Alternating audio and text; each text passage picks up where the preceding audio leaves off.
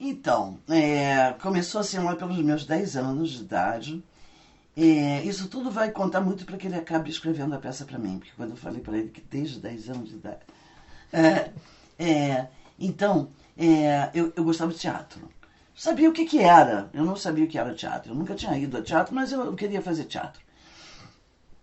E aí uma amiga do ginásio falou assim para mim: Ah, você gosta de teatro? Você já leu Shakespeare? Eu falei: Não, imagina. Shakespeare é muito difícil para mim. Ela falou: Eu vou trazer para você, você vai ver que não é nada difícil. Aí trouxe uma coisa da tradução da Bárbara Leodora. Aí eu li e falei: Caramba, que bacana, que é isso e tal. Falou: Agora eu vou te apresentar as obras completas de Nelson Rodrigues. Cara, eu fiquei maluca. Mas eu fiquei maluca mesmo. Sim, eu passei a tirar notas baixíssimas, porque eu só queria ler Nelson Rodrigues. O professor estava dando aula lá e eu estava aqui lendo Nelson Rodrigues. E aí, eu fiquei louca. E aí, do teatro, eu fui para outras coisas, né? Para as crônicas, e até para a crônica esportiva. Nunca gostei de esporte nem de futebol. Mas ele é outra coisa, né? E aí eu fiquei louca. Aí eu sabia tudo de Nelson Rodrigues. Qualquer pergunta eu sabia responder e tal. Quando chegou uma fase, eu fui trabalhar com um de Cavalcante, com o pintor de Cavalcante. E aí eu fui para a Biblioteca Nacional pesquisar de Cavalcante. Quando eu comecei a abrir as revistas, eu pirei num desenhista em preto e branco chamado Roberto Rodrigues. Eu fiquei louca e praticamente eu parei o dia e fiquei atrás daquele desenhista. Eu fiquei louca com aquele cara e eu falei: Meu Deus, ele é Nelson Rodrigues. E aí eu acabei encontrando um desenho dele que ilustrava um conto de Stella Rodrigues, que é uma irmã. E aí eu falei: Agora eu vou para os velhos. Aí tinha aqueles velhos todos que ficavam na biblioteca o dia inteiro, né? Álvaro Cotrim, que era um cartunista, caricaturista, e JFG, que sabia tudo, era um pesquisador. Aí eu cheguei na mesa e falei: Quem é esse cara? Falaram: Pô, é irmão de Nelson e tal, foi assassinado. E eu fiquei louca por ele. Aí eu tentei editar os desenhos dele e eu não conseguia editar. Ninguém queria editar. Porque livro de desenho é caro, né? Aí ninguém queria editar. Aí eu tinha um amigo já morreu, chamado Lapi, que era um artista plástico, muito interessante, muito louco. Ele falou: Vamos fazer uma alternativa aqui e vamos fazer esses desenhos de Roberto Rodrigues para que a sua descoberta fique registrada, né? Aí fizemos um livro e eu fui entrevistar Nelson. É por aí? Fui entrevistar Nelson sobre o irmão. Aí já me senti toda íntima de Nelson. Nelson ficou muito comovido. Principalmente o seguinte: eu estava grávida. Eu chegar lá gravidinha, hein, para entrevistar ele. Ele ficou: E olha, eu amo você desde os meus 10 anos. Bom, aí paralelo a isso, um pouquinho antes, 69 por aí, foi que Jaime Barcelos montou de Boccaccio a Nelson Rodrigues. A gente fazia um primeiro ato que era Boccaccio. Boccaccio era feito por Rubens Falco. E um segundo ato que eram trechos de Nelson Rodrigues. Aí o teatro era muito pequenininho, eram 80 lugares no Teatro de Arena. Então você ficava ali no meio e as pessoas estavam muito em contato assim com você. Quando eu vi o Nelson Rodrigues, eu quase morria. Quando eu vi o Nelson Rodrigues na plateia assistindo um ensaio, mas eu não tive coragem de falar com ele, não.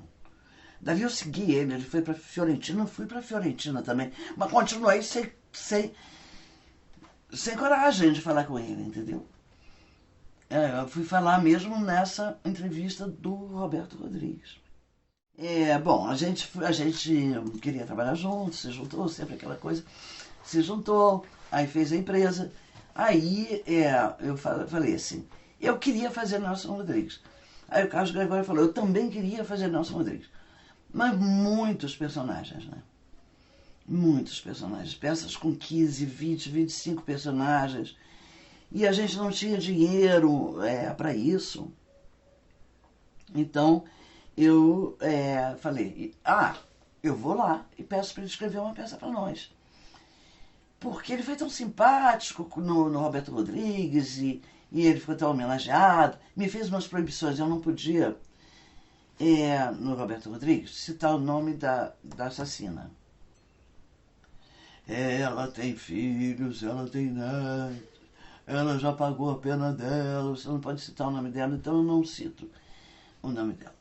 E aí eu falei, vou lá, eu peço para ele escrever, 10 anos sem escrever. Eu vou lá, peço para ele escrever uma peça pra gente, porque a única coisa que pode acontecer, ele falar, não. Ele é uma pessoa gentil, não vai me maltratar. Aí, a minha surpresa foi que eu esperava que ele mais ou menos dissesse assim, vamos ver e tal, né? Não, mas ele imediatamente falou, vou começar a escrever agora. Aí primeiro ele queria Cláudio Marzo, no papel que foi feito finalmente pelo Wilker. Mesmo que o ator não fosse aquele, ele tinha que ter um ator para ele escrever pensando nele. No texto original dele, eu não guardei, é uma pena, né? Mas no texto original dele tem um momento que está assim, Paulo Gracindo, neste momento, está no meio do palco. O papel do Paulo Gracindo foi feito pelo Dantas. Paulo Gracindo não quis fazer. As pessoas também não queriam muito em função dele ser tão reacionário. Ficava mal politicamente. Era incorreto politicamente fazer Nelson Rodrigues. Mas nunca acreditei nisso, não. Ele escrevia algumas páginas, reunia todo mundo, a gente lia, aí ele escrevia mais algumas páginas. Então o ensaio foi todo assim. Ele ia escrevendo e a gente ia fazendo, e a gente já ia ensaiando.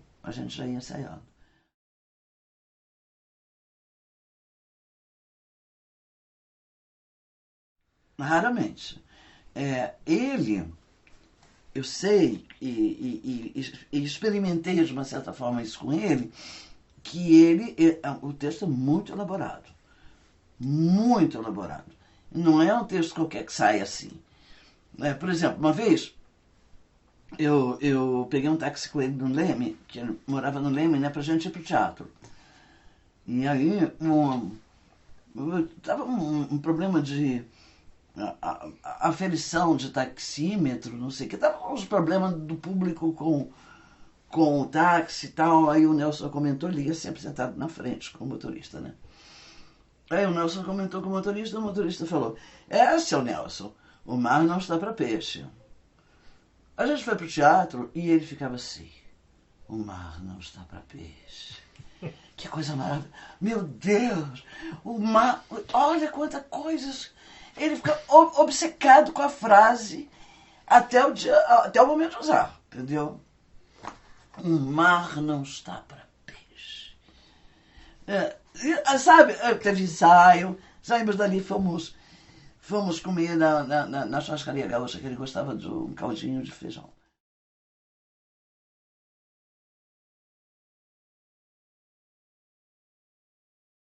Insuportavelmente. Tinha hora que dava vontade de botar ele para fora. Olha, ele estava em todos os ensaios, o tempo todo, em todos os ensaios, e dando palpite. Eu tive muitas dificuldades de encontrar a Joyce, porque ele não saía do meu pé, e o peso da responsabilidade também, de repente, eu ia estrear uma peça de Nelson Rodrigues, que há 10 anos não escrevia, não sei o que, escrita para mim, sabe? E mais a política, que, esse cara é um reacionário. Muita gente, muito jornalista não dava nenhuma nota sobre. E tivemos uma boa divulgação. Porque ele tinha grandes amigos, ele era um homem de grandes amigos. Mas aí juntou aquilo tudo, que era todo mundo ficando pronto com os personagens. E eu não sabia o que ia fazer. E o Nelson dizia assim para mim, ela usa batom vermelho. Mas ela não é testemunha de Jeová, Nelson. Testemunha de Jeová na vida real não usa batom vermelho, mas a do teatro usa. Ela usa como é? Rabo de peixe. A saia tem que ser rabo de peixe. Como um rabo de peixe? Como é que ela vai usar um rabo de peixe, Nelson? Tem que ser o rabo de peixe. E aí eu experimentava outros figurinos e ele não se conformava. Um dia eu cheguei, bati na casa da minha mãe e falei, pelo amor de Deus, molda aqui pra mim um rabo de peixe, porque eu não aguento mais esse homem. Quando eu botei, ele tinha toda a razão. Entendeu? Não tinha coerência. Assim, stanislavskianamente falando, não era coerente, mas era, porque a ficção é a ficção. Aí fui me encontrando, mas eu gostei muito.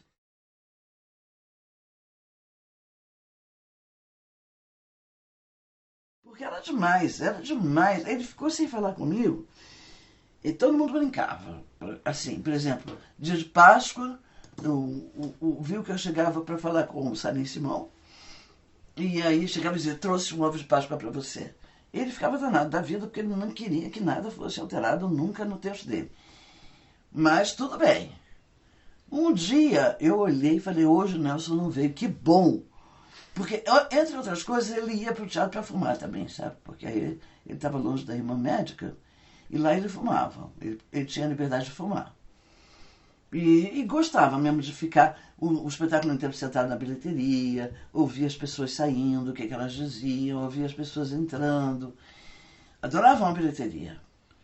Aí eu olhei e falei, pô, hoje Nelson não veio.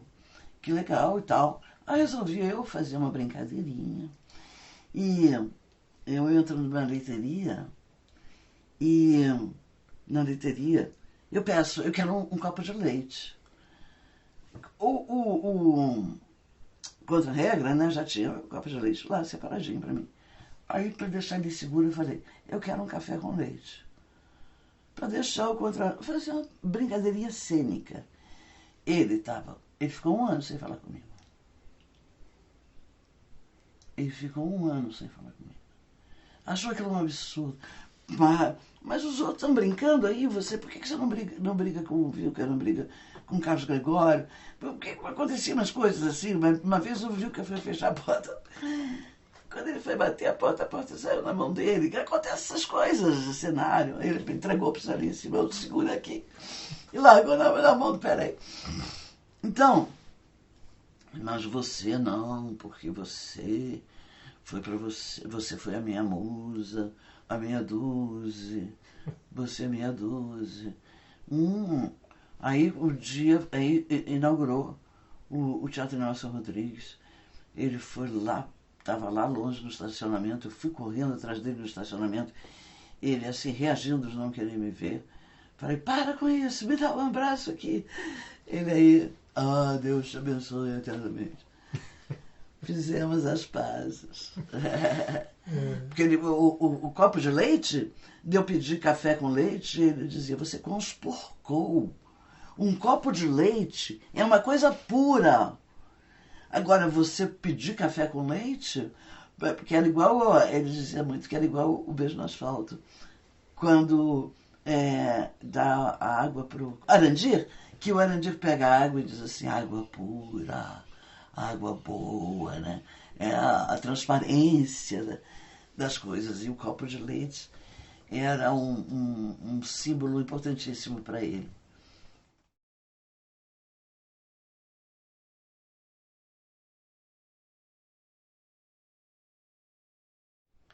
Acho que sim, talvez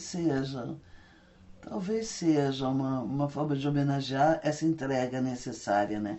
Porque não tem jeito, Nelson Rodrigues, você só consegue trabalhar com uma entrega. Porque senão fica uma canastrice horrorosa, uma imitação do que seria, né? Você pode estar dizendo a coisa mais absurda. Vê que é uma coisa que eu tinha uma dificuldade danada. Doutor Oswaldo, eu ando à procura de um amor para além da vida e para além da morte. Agora, vai falar isso com verdade. Entendeu? Mas só pode ser com verdade. Né? tem que, naquele momento, a Joyce tem que estar acreditando mesmo num amor para além da vida e para além da morte, né?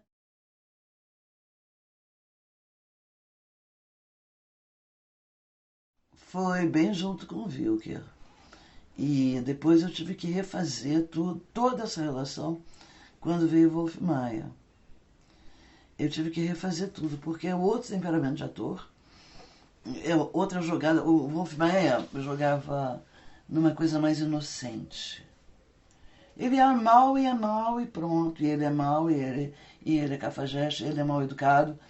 Mas assim, o Wilker tinha aquele distanciamento crítico. Até porque Wilker é comunista. Né? Então ele trabalhava o tempo todo no Anti-Nelson Rodrigues com um distanciamento crítico. Eu estou aqui fazendo esse cara, esse direitão na braba aqui, né? Mas vou fazer e tal, porque eu sou um ator. Mas ele fazia o tempo todo com distanciamento crítico.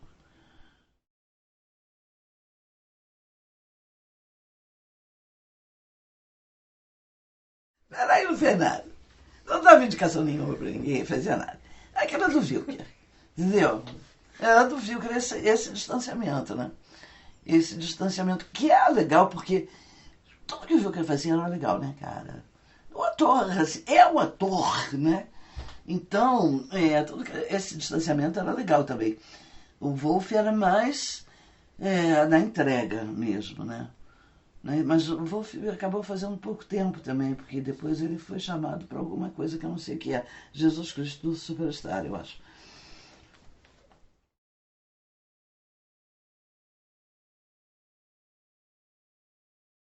Sim, o pessoal de esquerda, realmente o pessoal de esquerda abominou. Bom, tem essa história de que eu vendi um quadro do Di, né? E o Di era do Partido Comunista, na juventude. Agora não era mais, mas era um sujeito à esquerda. E ele me deu esse quadro de presente de aniversário. Na verdade, eu não estava ali para ele me pintar, então ele queria me entregar no dia seguinte, no dia do meu aniversário, e eu levei o quadro assim, ainda a tinta toda coisa, não tinha, sem secar. Então, mas só que aí ele pintou uma mulata, porque eu não estava lá, só que a mulata saiu com a minha cara. E aí eu peguei, joguei o quadro no leilão pra gente fazer a peça. E o Di ficou muito danado. Agora ele dizia. Eu falei, ué, cara, você não me deu, então se você me deu é meu. E sendo meu, por que eu não posso usar isso no meu trabalho? Por que eu tenho que ter um quadro seu na minha sala? Né? Um quadro seu tem que estar no museu para todo mundo ver. E aí, mas era assim, aí o Di falou, mas se pelo menos fosse um autor de esquerda, agora você me fazer esse reacionário. Enfim, todo mundo. Outro dia eu encontrei uma coisa ótima. Depois eu vou ver se eu acho isso para mandar para você. Drummond me contando, numa carta, as coisas que Nelson fazia com ele, que Nelson resolveu maltratar Drummond. Não sei porquê, ele me tratou de tal maneira, assim, assim. Aí não dá jeito, né? Bem mineiramente contando a história. Eu vou ver se eu acho isso. Ele era implicante, né? Tem aquela história que é. Eu acho que é assim o máximo da implicância de Nelson Rodrigues. Ele escreveu: a maior forma de solidão é a companhia de Vinícius de Moraes. Aí os amigos do Vinícius falaram, pô, não faz isso com o cara. Vinícius é todo sensível, vai ficar chorando pelos cantos, vai ficar tomando porre. Para ele isso não é uma coisa simples. Tá bom, então vamos mudar. A maior forma de solidão é a companhia de um paulista. Quer dizer, ele não perdeu a frase.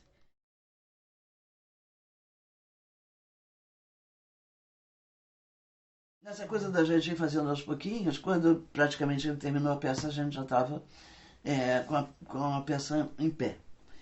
Então, foi lá no Laura Alvim, né, que ainda não era teatro, era lá a Casa da Rainha,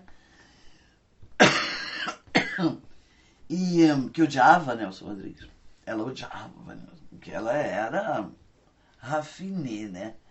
achava o Nelson Rodrigues um grosso, um horroroso. Quando eu era menina, que eu comecei a ler Nelson Rodrigues, eu fiquei tão obcecada, levava livro para casa e tal. Minha mãe ficou danada. Me ameaçava. Me ameaçava de não deixar fazer isso, não fazer aquilo, se eu continuasse lendo Nelson Rodrigues. Teu pai vai chegar, eu vou contar para ele o que você anda lendo. Aí uma vez eu contei isso pro Nelson, né? E o Nelson falou, ela tem toda a razão. Sua mãe tinha toda a razão. Um filho deve ser mimado. Eu fui muito ameaçado de ler Nelson Rodrigues, porque era esse homem decente, né? Além da questão política dele ser considerado de direita, que até hoje, né, também, ele era uma mente tão conturbada e vivendo uma experiência tão forte ali com aquele filho preso, né? Uma vez eu vinha com ele, um cara falou assim para ele, Nelsinho estava... Eu contei isso recente pro Nelsinho, né? Nelsinho não conhecia essa história. Nelsinho estava em greve de fome há um tempão. E aí o cara falou, bom dia, seu Nelson. Ele falou assim, bom dia. Dizer bom dia para um pai que tem um filho em greve de fome no presídio é até um deboche. Danado, né, cara? A tortura comendo solta mesmo. O nego desaparecia, matava, morria. Teu filho tá lá dentro, o que você faz? Ah, bom, mas aí tem uma história ótima. Que bom. Que é o seguinte, o Oswaldinho é fixado na bunda da Joyce, né? Agora, na última montagem que eu vi, fala rabo. Mas lá era bunda. Aí, por isso que ele queria que eu usasse o rabo de peixe, a saia rabo de peixe, para evidenciar bastante as formas do corpo. Aí, o que acontece? Acaba que a Joyce foi toda montada por ele. Ela usa rabo de cavalo, não usa Nelson, usa rabo de cavalo, não usa Nelson. Tá bom, rabo de cavalo. Aí, o Oswaldinho falava, a bunda da Joyce para o Leleco. Aí, toda hora tinha essa história da bunda da Joyce. Aí veio Dona Marina, que era o terror das censoras. Quando era Dona Marina, você estava lá, tinha que fazer um espetáculo tinha que mandar o texto, ia lá e depois fazer um espetáculo para os censores. Quando você via entrar Dona Marina, você fala, pô, caramba. Aí Dona Marina e um cara do exército. Aí ela deixou tudo tal, mas a bunda da Joyce não podia passar. Não podia, porque não pode se referir assim ao corpo de uma mulher, não pode, aí o Nelson, mas sem a bunda não tem peça, Dona Marina. Dona Marina, a peça é toda por causa da bunda. Agora a senhora me tira a bunda, isso ficava falando bem, a bunda da Joyce, bem picante, né?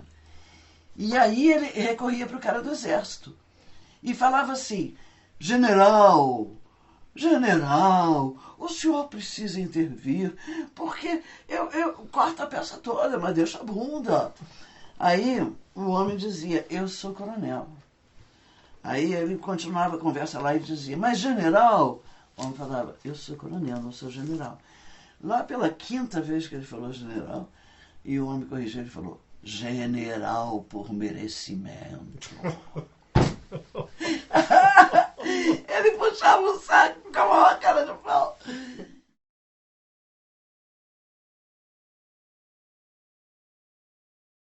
Ele assistia dos lugares mais diferentes. Às vezes na bilheteria, eu ficava na bilheteria. Às vezes eu estava lá atrás. Às vezes você estava de forma que a gente ficava assim pensando, será que ele hoje está aqui? Eu posso brincar um pouquinho ou não e tal. E às vezes a gente não via ele, né? Mas ia ver todos os espetáculos, todos os ensaios e todos os espetáculos. Ele era um homem de teatro.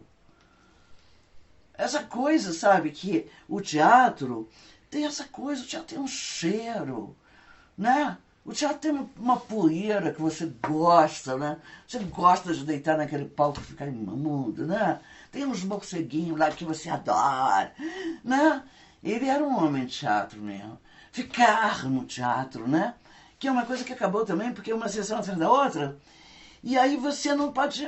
Às vezes você chega no teatro uma hora antes, não pode entrar no teatro. Não pode entrar porque tem outro elenco lá. Mas ficar horas no teatro era uma coisa... Ai, subir, ficar andando nas galerias. Enfim, tudo isso era muito gostoso, né?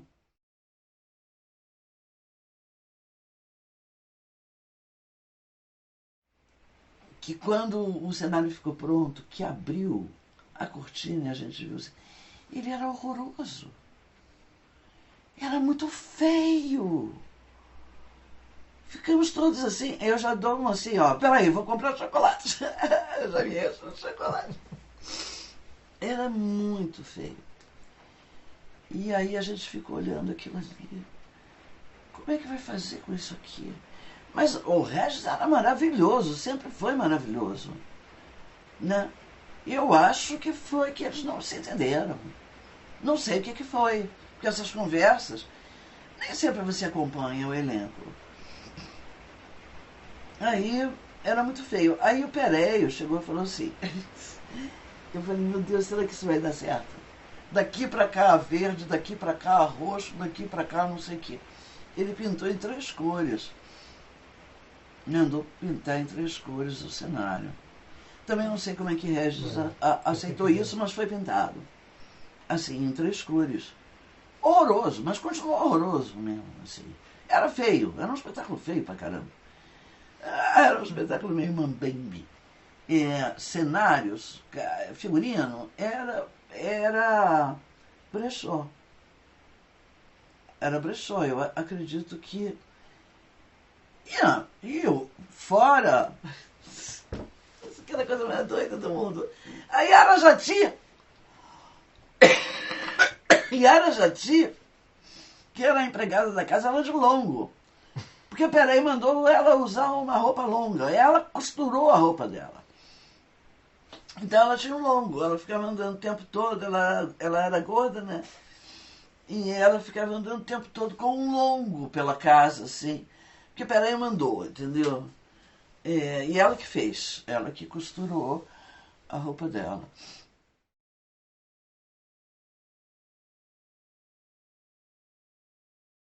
O público ria muito, o público ria demais e viu que ele aproveitava muito isso para tirar partido de comédia. E que o Nelson ficava danado da vida. Dizia que a grande celebração teatral deveria ser feita a cortinas fechadas.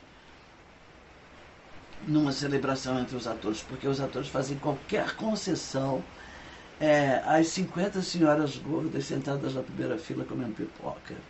Para arrancar um riso dela, faz qualquer coisa. Eu vi que fazia qualquer coisa.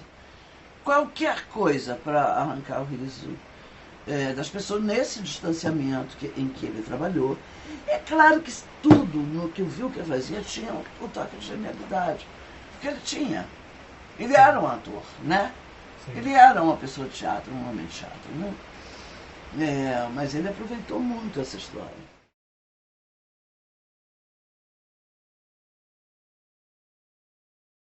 Não, não foi. Não foi. E essa... responsabilizo muito essa onda da esquerda. Da esquerda. A esquerda foi cruel mesmo com a gente. Assim, de silenciar mesmo, sabe? Aquela coisa que é pior do que tudo, quando os jornais silenciam, né? Não tomam conhecimento da sua existência. Aí o Nelson conseguia umas coisas no Globo, com os amigos dele e tal, assim, tivemos alguma divulgação, talvez uma divulgação maior do que hoje se teria na imprensa. As pessoas todas achavam que o Nelson merecia voltar a escrever, né? 10 anos sem escrever, um autor dessa qualidade. Ainda tinha outra coisa, né? Ele era contratado da Globo para não escrever, né? Ele era contratado para não escrever. Ele recebia o salário, mas ele não escrevia. Então, que também é outra sacanagem tremenda. Você manter um autor ali com você, ele precisava de grana. Ele tinha problema da filha. Ele tinha problema de Nelsinho. Ele produzia sem parar, ele escrevia sem parar, ele era um homem do trabalho. Então, esse dinheiro da Globo fazia falta, né? E quanto tempo? Teve a Morte a Sem Espelho, teve um outro lá, esqueci o nome, da outra novela, que também não durou. A Morte a Sem Espelho foi tirada logo, foi quase meia-noite entrava, imagina, um público daquela época. Isso aí, nós estamos falando de quê? 1960? 1960. Aquela época ninguém estava acordado meia-noite para ver peça, novela. Ainda mais uma novela misteriosíssima e tal. Mas era lindo, era fantástico. Era uma ideia fantástica. Dali em diante ele veio recebendo sempre um salário da Globo para não escrever mais, né? Para não ir para outra emissora.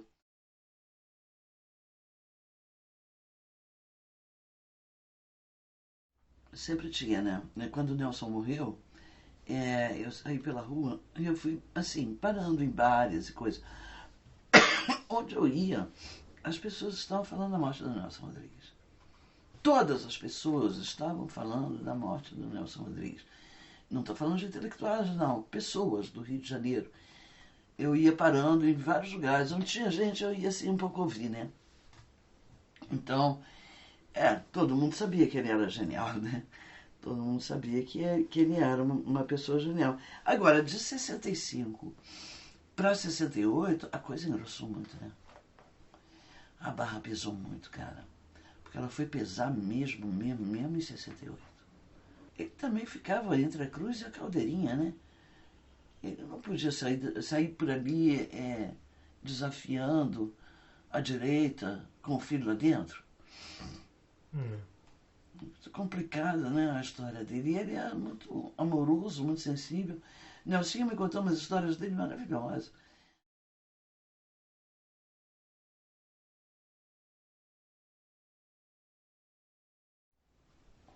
E agora que eu vou. Eu fiz.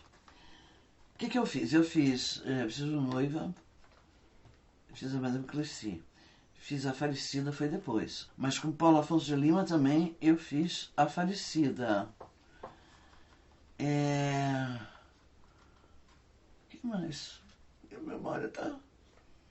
A Falecida foi um espetáculo muito lindo. Ele foi todo nessa estética do Roberto Rodrigues, que era preto, branco e vermelho.